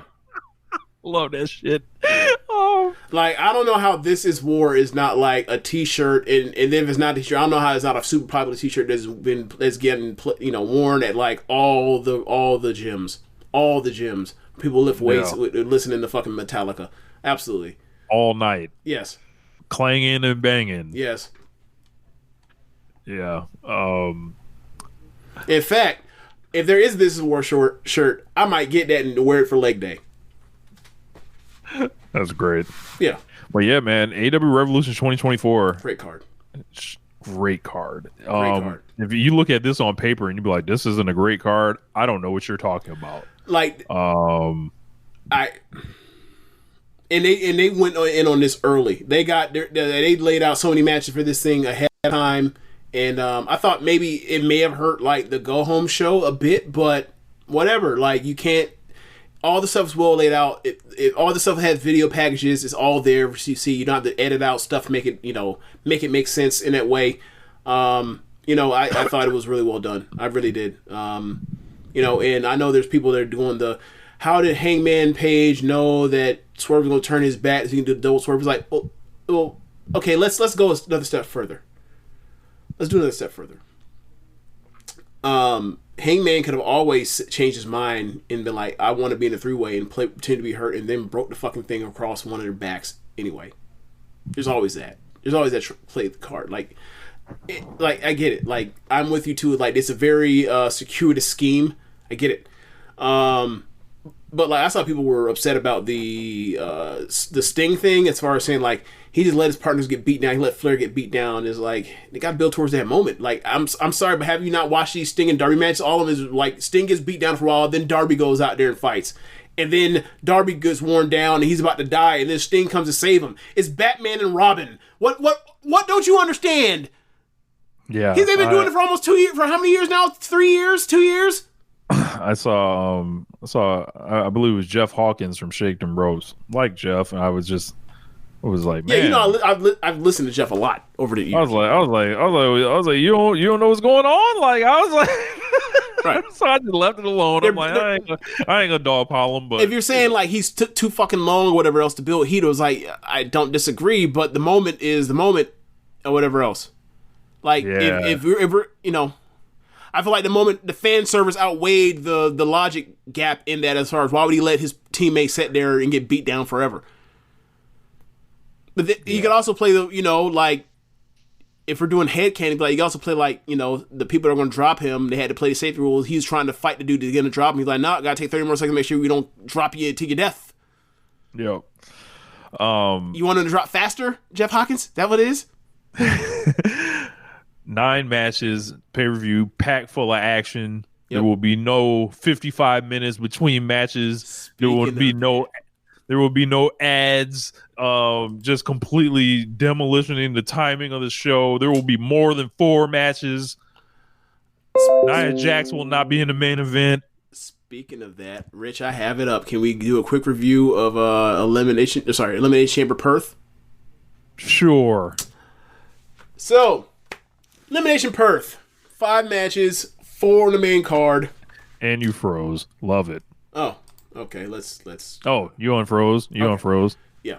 So, 5 matches, 4 on the main card. All together with the pre-show, 4.5 hour show. 4 hours, 15-minute show. Disgusting. That is fucking unacceptable. I don't care what your explanation is of them having. I don't care the explanation of, well, they had a 20-minute talk segment. Cool. Then let's say they had 6 matches on a 4 hour and 15-minute card. That's still fucking unacceptable.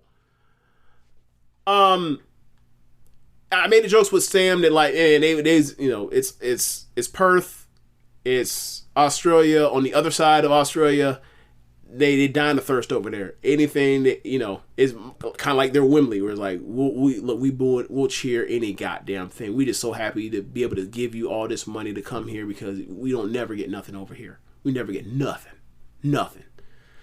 So not a damn thing. Yeah. So WWE came out there and put that thing on them. And they felt like, you know, they felt like lightning was cracking. They felt like thunder was rumbling and shaking the earth. It was, in reality, it was just regular old pussy. God damn it. Yeah, I'm just gonna go with the whole Eddie Murphy bit. Fuck it. So anyway, let's go through the card. All right, or pre-show. Kabuki Warriors, WWE Women's Tag Team Champions versus the team of Candice LeRae and Indy Hartwell. I don't know if they go what their team name is. I don't know if they're still. I forgot what the Garganos just call themselves. In the Way. Yeah, that's right. The Way. That's right. So they come out there, bro. They were so happy to see Indy Hartwell, and I was like, it must feel good to be in your home area, because boy. The rest of us don't give a fuck. Like, she.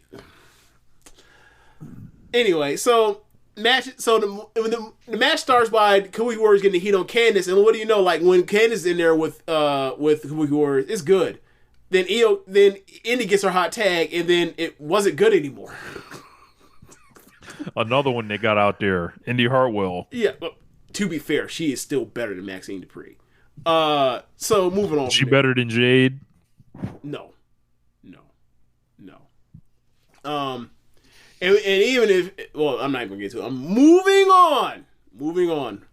We don't say negative things about Jade Cargill here. We don't do that. This is not that show. You better take that shit to one of the white podcasts.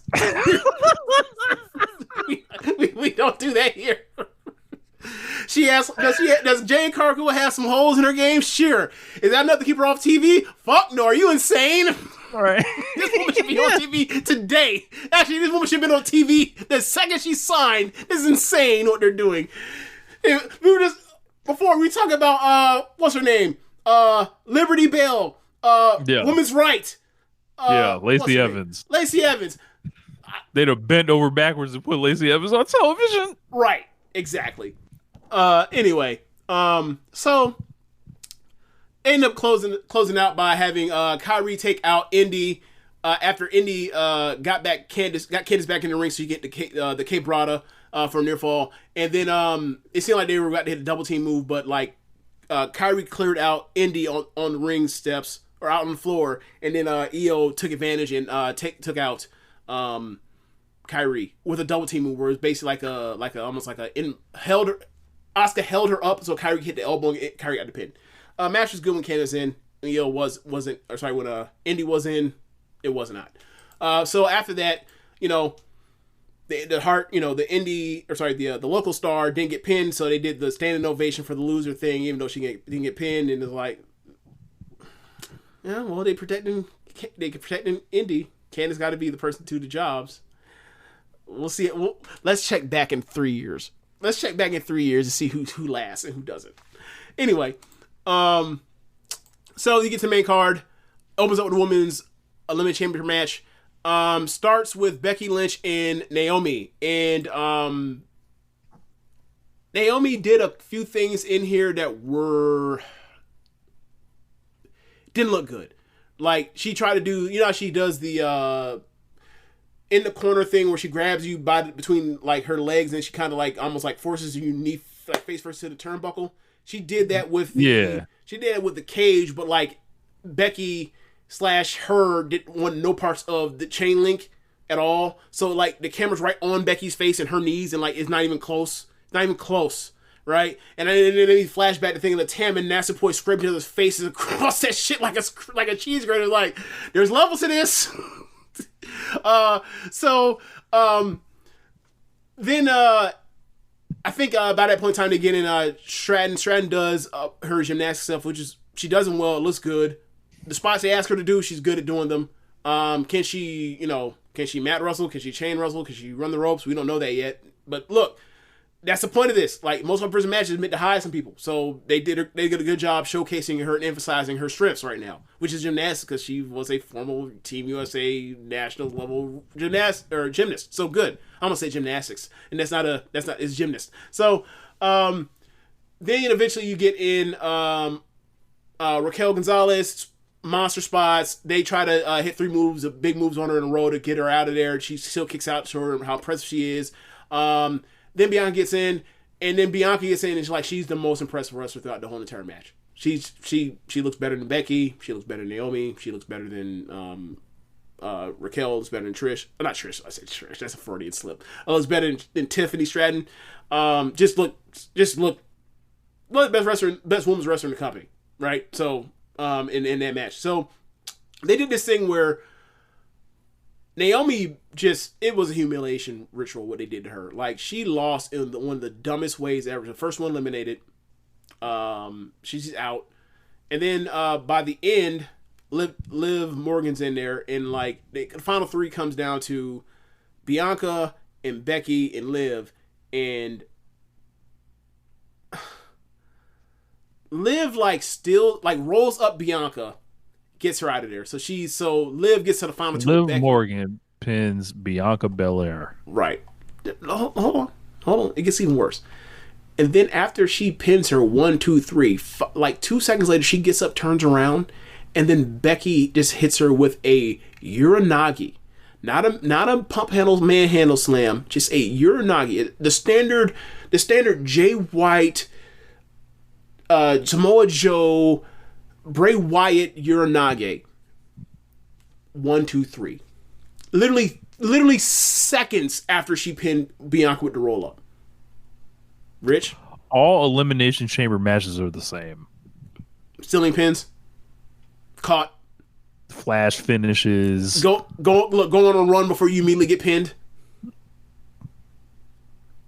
Yeah. All in all, I think Rich Christian brought it up. Like, there's a reverence for like the Royal Rumble and like history and shit like that. Like, the Elimination Chamber has none of this. Like, like it's just like because of where it is on the schedule. Yeah, this thing should be some type of multi-person blow-off thing where like the champion has smoked with multiple people. All right, heel champion has smoked with multiple people, and like you're like, bro, there are 3 people in here that want to whoop his ass. There's no way he's getting out of here with his belt. And sometimes he escapes, sometimes he doesn't. Like, think about it. Like the last one that was really good, or not the last one, like one of the ones that are memorable. It was like when fucking Santino Marella looked like he was about to beat Danielson in 2012. Remember that shit? Mm-hmm. Like. Then again, it's Danielson. It was a joke. Is Brian Daniel? Is Daniel Bryan? Actually, he was in most of the great ones. Like he was in the Kofi Kingston ones. Right. He won it in 2021. Yeah. So yeah, man. Like how dare Paul Levesque book Liv Morgan to beat Bianca Belair? Like, I don't have a bit to uphold. But he saved it at the end. Yeah. Just tragic what happened to her. Just tragic. Yeah. She'll never win. She will never win. Yeah. No. Like that was her little that was her win of the year. Or that was her pin of the year. And then like she'll do nothing the rest of the year. Can't wait. Yeah. Can't wait. Be there. So I didn't watch this live. I watched this on Sunday. Like at 10 at night. So I fast forward all the shit. So like all the stalling and the bad pacing stuff I missed, I just went match to match to match. I treated like a G1 binge. So next match after that, you get tag team or the unified tag team title match. You get Judgment Day, Damian Priest and Finn Balor versus New Catch Republic, Pete Dunne and Tyler Bate. This match was really good. Balor and Priest seem to have figured out how to make this thing work as a tag team as opposed to just doing the bickering thing or whatever else. Got some heat from Dominic cheating a little bit and they eventually ejected him, but Bate and Dunne are still Bate and Dunne. They're still fucking awesome and they had some cool spots. Bate did the airplane spin and got over like crazy.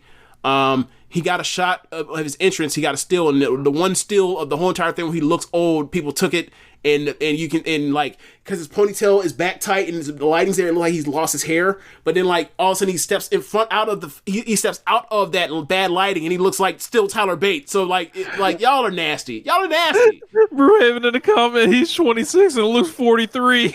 He looks like a 1984 43. Right. And then look, but here's the thing though, right? Person that like is on Twitter saw his clip when he was wrestling Walter in that all-time match at a takeover in the UK, right? They look exactly same except one has longer hair. That's the only difference. Same beard and everything. He has aged like he's fucking 20 years. People just lying. So this nigga been locked in a warehouse for 6 years. That's the joke. That's really the joke. Like Brian ain't seen you forever. You look like a fucking Jedi Master. Like this nigga's been in jail. Said the man like Qui-Gon Jinn. Yeah. You say you ain't even know what the fuck Qui-Gon Jinn is. I don't even know. That's exactly what the nigga was. He made this vibing off of all the contest clues. Like, yeah, it sound like someone in the old niggas. Yeah, whatever. So then, yeah, man, great match. But then ultimately at the end, Judgment Day gets the W. They continue to be champions. I'm interested to see what they end up doing at WrestleMania. Hopefully they face a good team, a really good team. Because I think they have one of the better matches on the show, and it's 2 nights. They are about to wrestle R-Truth and The Miz. Are you serious? Or are you joking? I'm dead serious. They're really putting back Awesome Truth. Yes. In 2024. Nostalgia run. That's what the people want, bro. What kind of that's what they want in this company. They don't want DIY. They don't want Bate and fucking Dunn. They want R-Truth doing his gimmick, and they want The Miz. Rich, the last They time want the awesome truth. the last time Awesome Truth was together, they got blamed for a bad buy rate for Survivor Series 2011, right? Yes. Have they just forgotten this? This is what these people grew up with. It's time for the nostalgia. They're going to go crazy when R-Truth wins the tag team titles, James. Post Summer of Punk nostalgia. Look, CM Punk's back. The Rock's That's back good again. nostalgia. That's good nostalgia. Awesome Truth was not. The Awesome Truth. Bring back Del Rio then. Fuck, what are we doing? They might not be that far off. Triple H calls back everybody, so He ain't calling back. He ain't calling back Del Rio. I bet my dollar on that one. Anyway, so moving on. Next match after that. Well, I can't say moving on because they didn't exactly move on. I think this is where the 50-minute gap in time was right here. 50-minute gap. Cody Rhodes challenges The Rock to a match that will never happen. Look at them delivering. I had the same feeling. You get the WWE World Title Number 1 Contendership Elimination Chamber match. Drew McIntyre, Bobby Lashley, Kevin Owens, LA Knight, Paul Logan, and Randy Orton. This match was fun at times, especially like the interplay between like Kevin Owens wants to kill Logan Paul, and Logan Paul thinks it's a fucking game, and then like Kevin Owens like gets lost in the fray in the middle of the match, and then, like as like bring back the Nexus. Wow. So as Barrett's on commentary. So well, they can't bring back the full Nexus, RP Bray Wyatt. So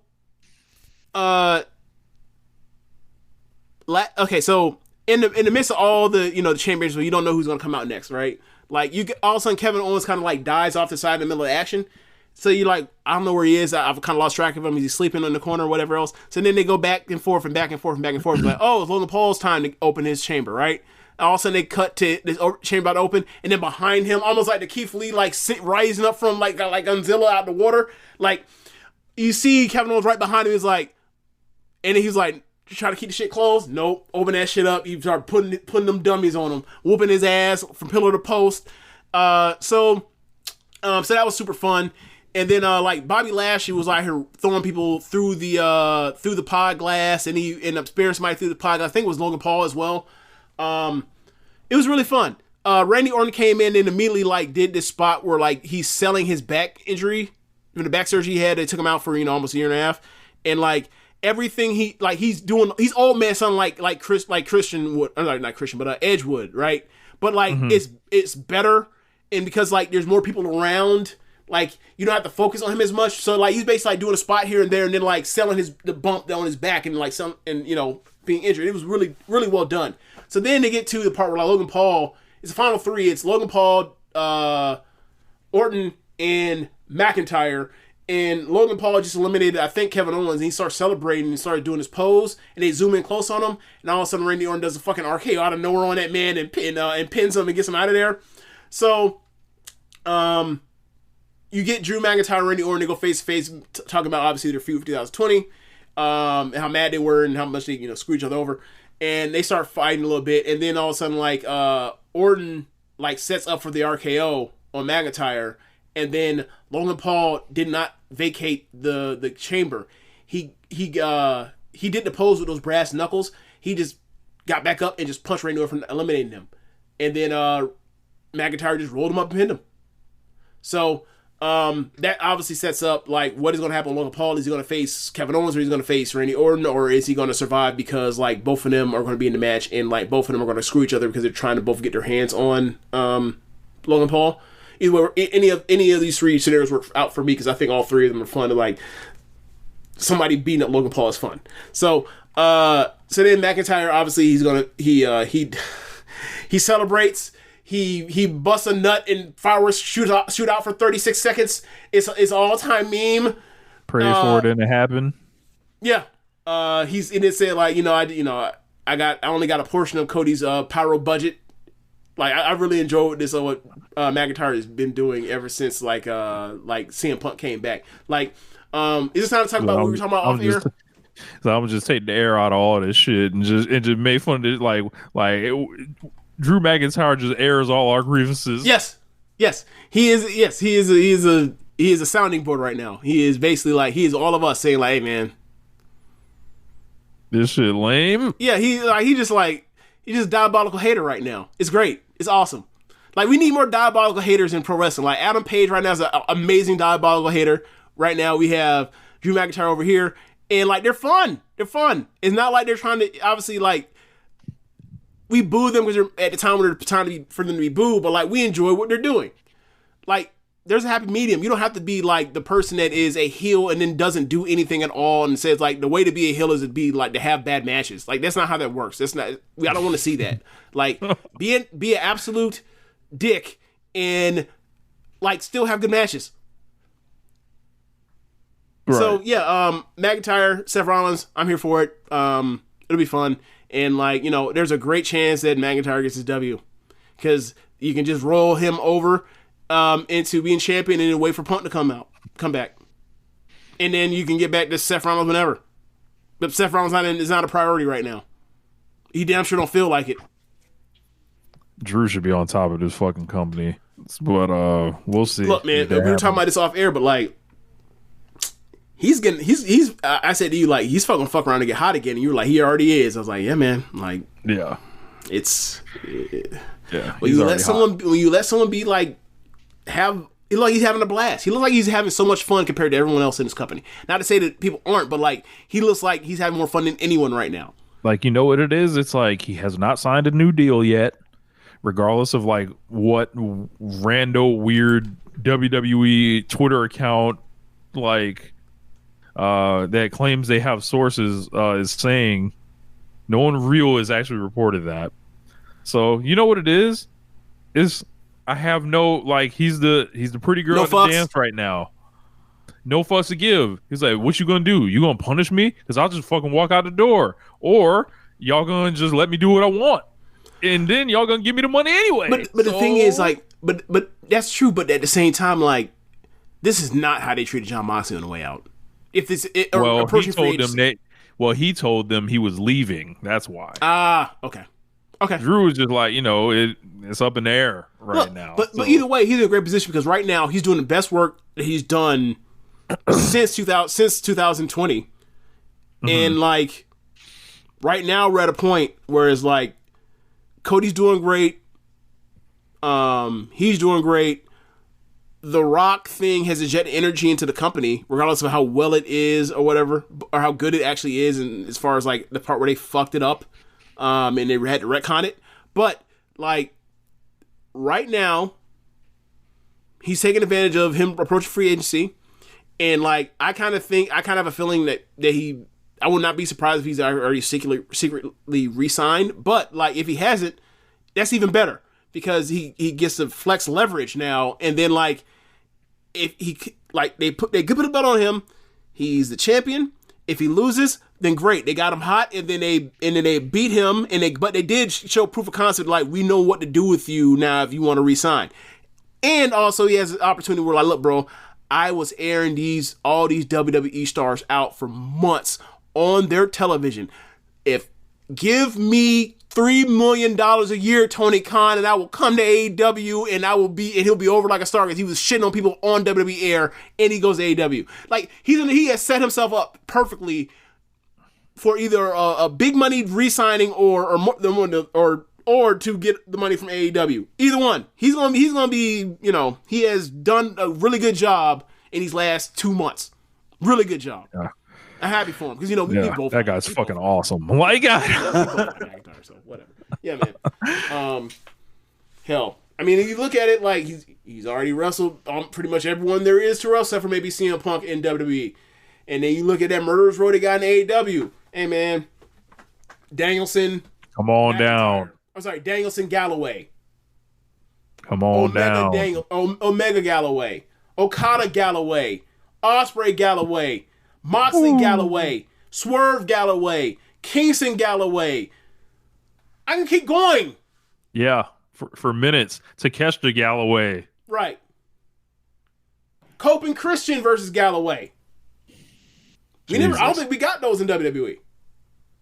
Penta and Galloway. Yeah.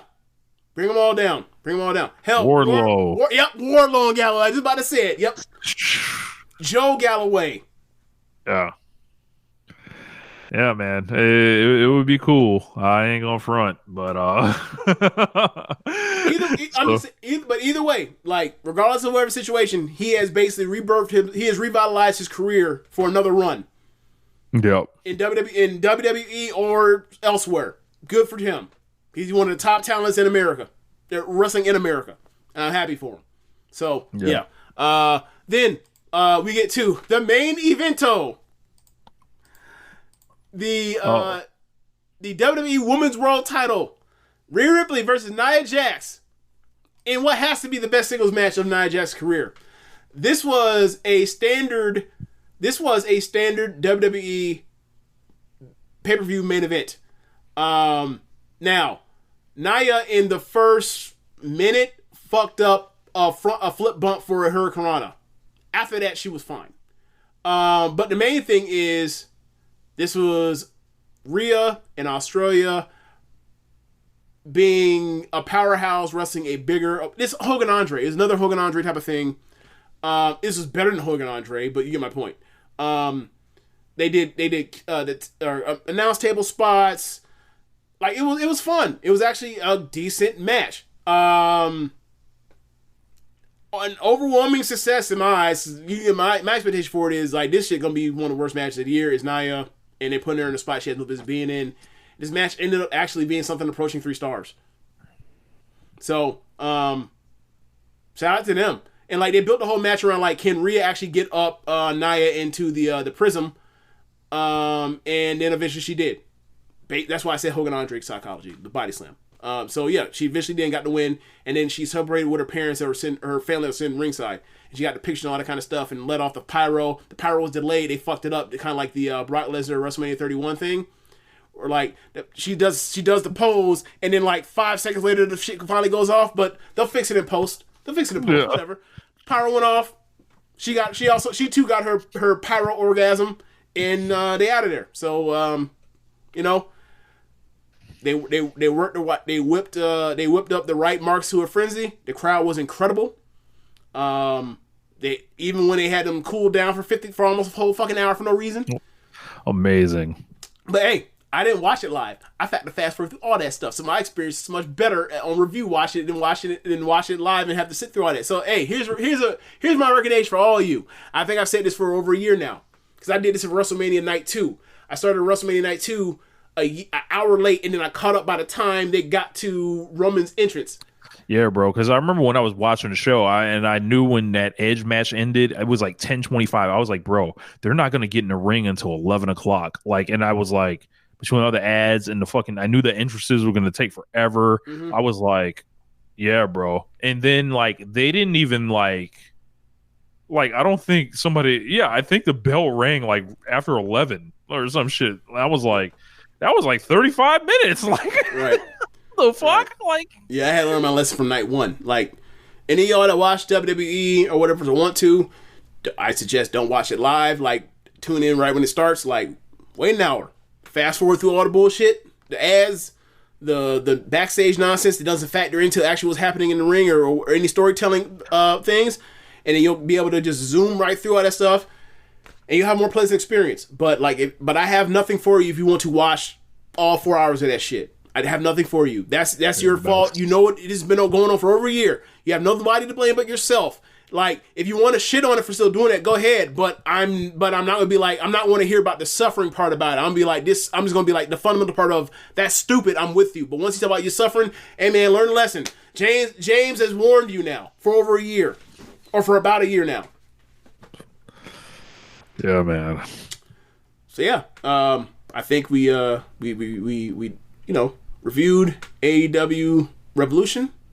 Kind of talked about Sting's career, what he meant to us. We shat on New Japan's post Okada run in the immediate future, and we talked about this chamber and talked about the goofiness of it, because the normal WWE always comes with goofiness, even when they're hot. So, is there anything else we missing? No, I don't think so. It just became March 1st. Oh wow. So got to pay my rent. Is it time to go on Twitter to see what to get in the women's business to see what they got to say about our stinking asses not handling our contributions to the household? I mean, I don't know. I know it's Black History Month over, so it's Women's History Month now. Oh, okay. Yeah, it's March. No, like let's celebrate. You know the theory that ongoing theory, like on social media, around the end of a month, beginning of a month, you start seeing like these tweets from women talking about what men aren't contributing to the table as far as bills or whatever else, and it's like, oh, you had somebody that was supposed to pay for you. Or you thought it was going to pay for you, and then it's not. And like, look, I feel sorry for your situation, but you probably should be in a better situation. And they be putting them dudes on blast. But the part is they don't be naming names, which means like, y'all, it is make believe. It's fan fiction. I don't know about make believe fan fiction. This person might be in free agency. These people might be in free agency. They're trying to get shows. Yeah. Unofficial. Take some official, unofficial visits. Ain't no wrong with that. Ain't no wrong with that. Amazing. Yeah. Anyway, so you think it's time to wrap it up? So I mean, okay. One of these, the WWE 2K rating segment, we'll probably be back with that next week because we won't have. Obviously, we're not going to review Dynamite next week, so we'll have the Revolution review and the Dynamite, or we'll have the 2K rating segment.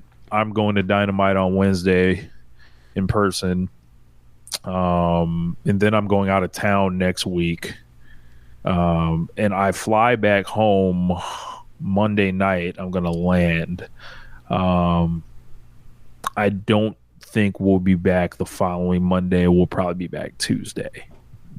Okay. Well, just let me know. Because if I need to do solo, I'll do solo, but it's up to you. Yeah. Cool, man. All right. But, we can get about this hole. All right. Thanks for listening, y'all. Be sure to rate us whenever app you're using to listen to this with. If you are watching the stream, go to our podcast and go to our show notes, and you can go to the red circle link and donate there. And be sure to listen to other shows on the network. Besides One Nation Radio, you have Keepin It Strong Style, WWE Adventure, All Things Elite, the Trish and Sarah Wrestling Podcast, Tunnel Talk, and Wrestling Things with Chris. Am I missing one, or did I get all of them right there? I think that's them. I think I got all of them. Yeah. I think I got all of them. Yeah. Finally knocked out the park. Finally. Next week I'll fuck it up, but finally got out the park. Knocked out the park. So, thanks for listening, y'all. Later. Peace.